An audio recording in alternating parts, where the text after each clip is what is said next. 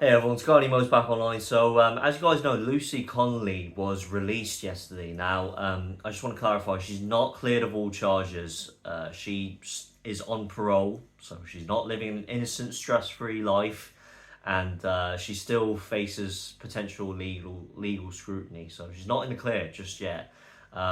She did an interview with Dan Wootton. I watched the whole thing all the way through.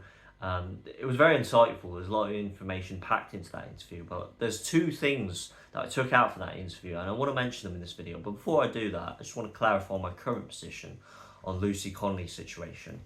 From the outset, just the way I observed, the way that she was arrested and had to face a court of law for a social media post, she clearly regretted it, deleted it hours later, and still faces the full force of the law, compared to a lot of the cases of grooming gang perpetrators or people who just commit the most awful crimes on innocent minors and 14-year-old girls. It just doesn't weigh up. It doesn't compare. Like 2.5 years. I mean, there's plenty of other political prisoners exemplifying just the sheer totalitarian nature of our lawfare state. The state of our country, it's gone completely out of control. I just think the Labour government, they've gone past the limit, and that is what is fueling frustration in the general public.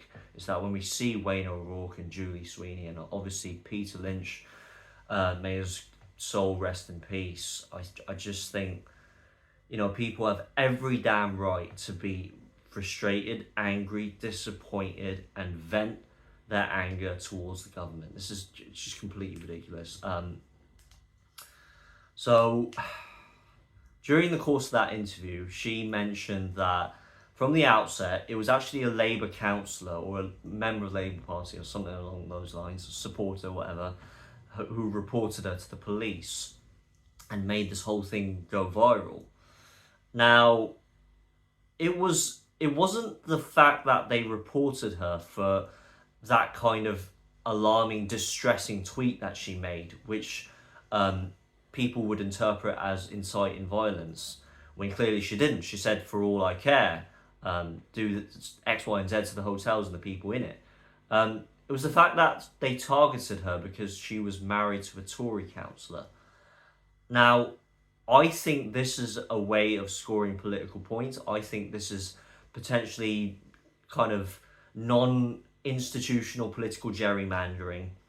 It is someone intentionally targeting someone of the opposite political party in order to shine them, put them in the spotlight as an example.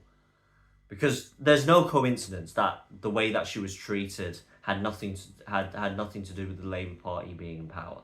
This was definitely coming from the highest levels. Keir Starmer, Lord Hermer, they were all involved in it.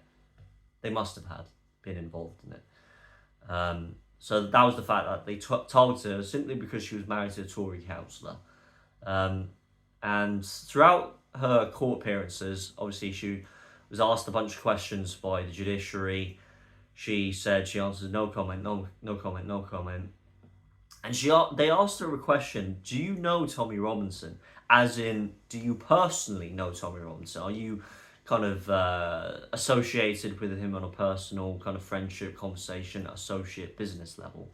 Now, that to me, that tells me that the government are aware of the kind of political, socio-cultural atmosphere that is going on in this country. They're aware of the Tommy Robinson phenomenon, the movement that he's starting, and the people that are rallying around him. This is something of a kind of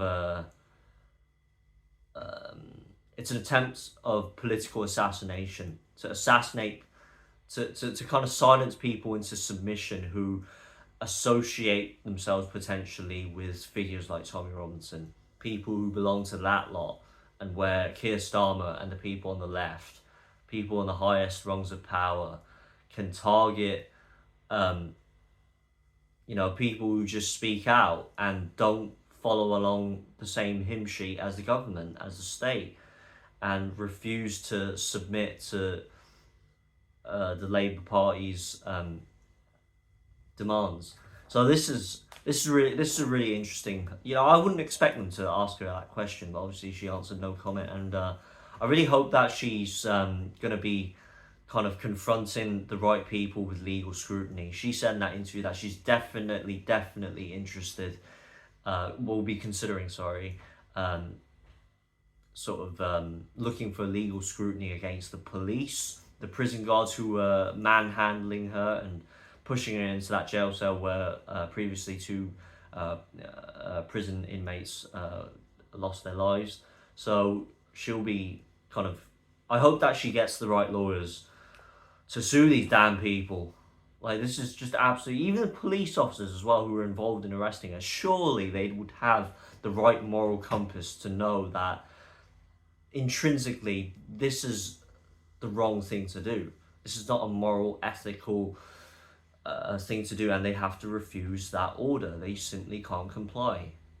It's just out of control. Now, I believe, according to some media outlets, she's set to meet officials of the Trump administration today to kind of shine a light on kind of the sheer lawfare state and its ramifications in the UK, so that hopefully Donald Trump, JD Vance, they will be aware of simply what is going on in the UK and the kind of authoritarian censorship 1984 style governance that Keir Starmer is inflicting on his own people. You know, and none of the people in high places are saying anything about it. King Charles, royal family, what a disgrace. It's just truly outrageous. Those are my thoughts on the Lucy Connolly situation, on her case.